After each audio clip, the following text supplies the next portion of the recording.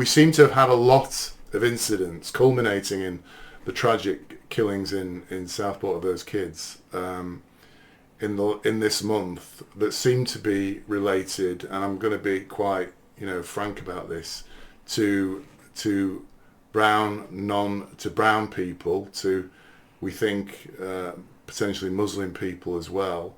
And we're going to talk about this now, I think, but what I seem to see as events happening as a result of cultural differences between the way we, the British, live our lives and cultures that have come into this country and are now, there are certain behaviours that seem to be happening which are impacting on our way of life in this country. Is that a harsh or an unfair thing to say? This is my observation, and I'm being very candid.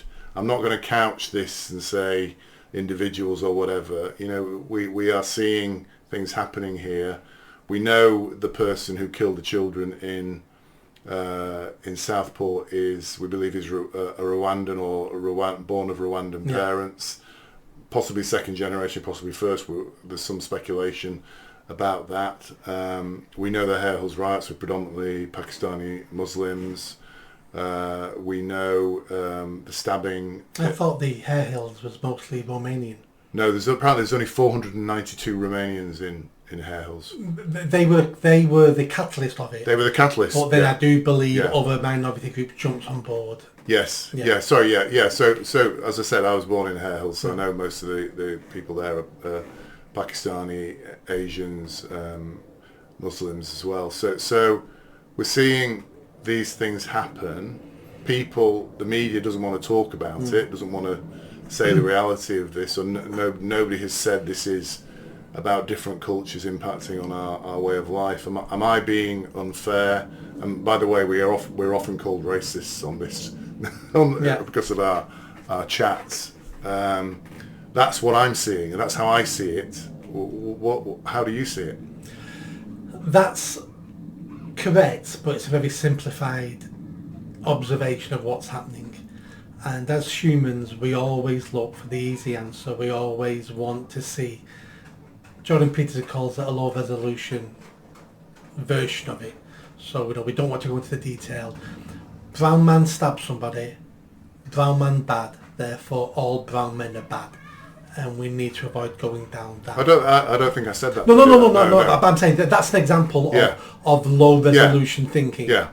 And we do that because it's built into us to look for simple answers to complicated problems. It helps us stay alive. You see a wolf. Well, not all wolves may kill you, but we've learned wolves bad. Keep away from all wolves. What's happening in our country now is a combination of many, many things. I wrote about it today on social media. Mass immigration has just been the final straw. Society has been dying and collapsing for many decades now, and it was started 100 years ago. So some of the problems are culture related, some of them are related to immigration, and some of them have nothing to do with the two items I've just mentioned. So this nutcase, I believe, is a second generation born from asylum seekers from Rwanda, which is a black country. I think it's even a Christian country. And then he goes, 17 years old, goes to a play group during his 6 weeks old age and stabs up to almost a dozen kids, 3 dead, another 6 critically injured, 2 adults critically injured. That's not culture.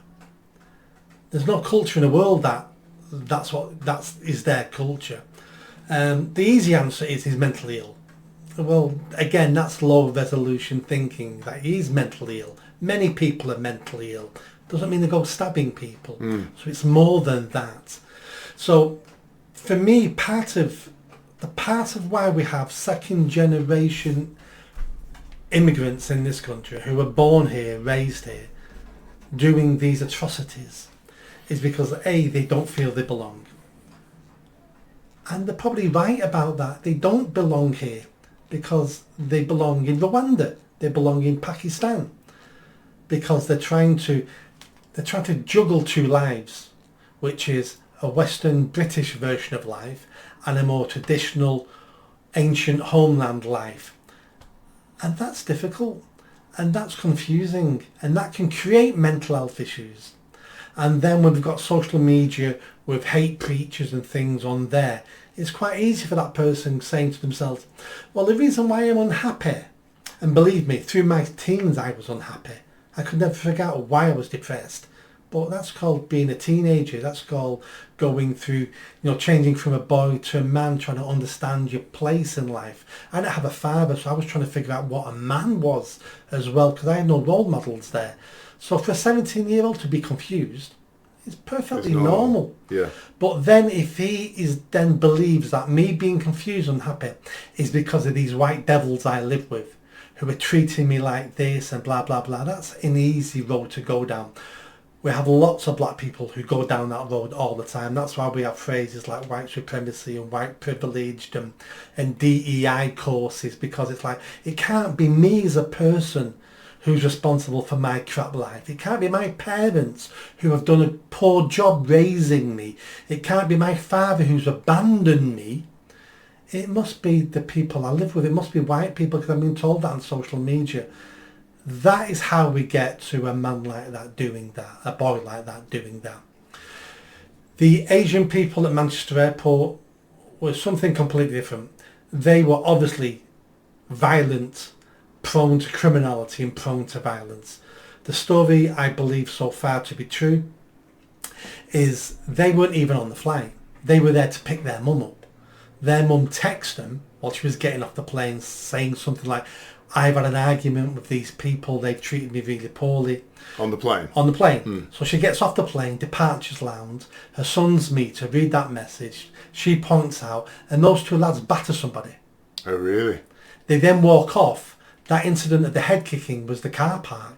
They're about to pay for their car park. Oh, was that a car park? So I believe okay. That was the car parking part. But the police came there to intercept them after hearing about the attack. Yeah. I believe the police arrested the other people as well, because I believe they're all as guilty as each other. The police turned up to arrest those two guys, 2 female police officers and 1 male police officer, all armed. And that's when it all kicked off. I would challenge anybody to tell me that would have kicked off if it had been 3 male police officers. It kicked off because that's a different argument or a different argument. Story. But I think that's why it kicked off, because I don't think they had any respect for those. And we've talked outside of this episode about female Secret Service, female policemen. So we have thoughts on that. Yeah. So it's a good point. So that scumbag then didn't want to be arrested and started swinging his arms. So that had nothing. Well, he was beating one policeman very badly. Then he punched a policewoman in the face. Yep. You see in the video, and then punched. And they weren't holding back against. No. They attacked the police severely and with as much violence as they could muster. Yeah. This wasn't a disagreement. No, you're not arresting me, officer. Yeah. This was like, I'm kicking your face in. Yeah. Now that's what happened there. Now, just interestingly on this one, and I'm going to bring this all back round in the end, because I'm still going to go back to my first point about the fact that all these incidents relate to brown people. I want to bring. It's an important point for me, that, and I'm not going to avoid it. But when you made that video, you made 2 videos about this. One was on Talk Radio, the other one was. Now, what you said is, you felt the policeman was justified in kicking the man in the head, and that's caused controversy. Because my initial thoughts were, and I remain to be persuaded. My initial thoughts were that policemen are trained not to do things like that, even under extreme provocation and attack. But you believe that it's okay. It's not only okay, it's within the rules. So the police can use force. The police can use excessive force. The police can use deadly force. The only caveat is it has to be justified. Right. So we will find out through the procedure, through a court case, whether if it was justified. We don't know at the moment. Yeah. I think it was. Yeah. The situation... His argument being that he wanted to disable this man who'd been threatened, who'd been attacking, causing physical violence. That could be his argument, for example. His argument will be, we've just been attacked by 2 males. My 2 female colleagues are, to a certain extent, pointless. Yeah. Because they've just been beat up. Well, incapable of assisting me now. Yes. Yeah. It's me against him on the floor And there's one stood right in front of me who was also throwing punches a couple of seconds ago. If he gets up, I'm done for. Yeah, yeah. He's down I'm in being fear tased. of my life. He's tased at the moment, Yeah. but tasing disappears in a couple of seconds. He can jump up now. I can't have him jumping up. I've got to deal with this one now. So I'm going to kick him in the head, stamp on his head. That will disable him a little bit longer while my two female colleagues jump on him and try to handcuff him, because I've got to deal with this guy now. And that's exactly what the officer did. Kicked him in the head, stamped on his head. The female officers jumped on the guy on the floor, and he moved forward then to the other Tackle guy. the other guy. And then got him on the floor and handcuffed him. Yeah. It was distressing to look at. Of course it is. And it needs to be investigated. Of course it does. Because we want to make sure we don't have loose cannons in the police force. Yeah. We want to make sure an excuse for that officer isn't, I was afraid, isn't, he just punched my female colleagues. They're not good enough answers to me. Yeah. The answer is, I did this because of the situation I was in. Yeah. That's acceptable. So I think he did what he needed to do. That had nothing to do with race. Did it have anything to do with culture? Did it have anything to do with what they were Pakistani descent? I would say in a very roundabout way it probably did, for this reason. Not because they were brown, not because they were Muslim, but because them and their families haven't lived in this country long enough, over centuries, to have a lot of that type of behaviour bred out to them. Because in this country, not that long ago, you'd have been shot dead by police for that behaviour. You'd have been hung. You would have not, you'd been locked away forever. We bred out of white English people a lot of these traits of going straight to violence. That doesn't mean white people aren't violent. Of course they are. That doesn't mean white people don't stab people to death. Of course they do. But when you look at the percentages, we bred a lot of this out of the native population in this country. And it took millennia, it took centuries. That type of violence from those young men was perfectly normal if they were in Karachi. Perfectly normal. That's never been normal in my lifetime in this country, to act against the police like that. That doesn't mean white people don't do it, because some white people do it. Yeah. But it's socially unacceptable. Did you enjoy that video? I think you did. Come on now, hit that bell, subscribe, comment. Let's build this channel. I need more followers. I need more subscribers. Be part of the journey. See you soon.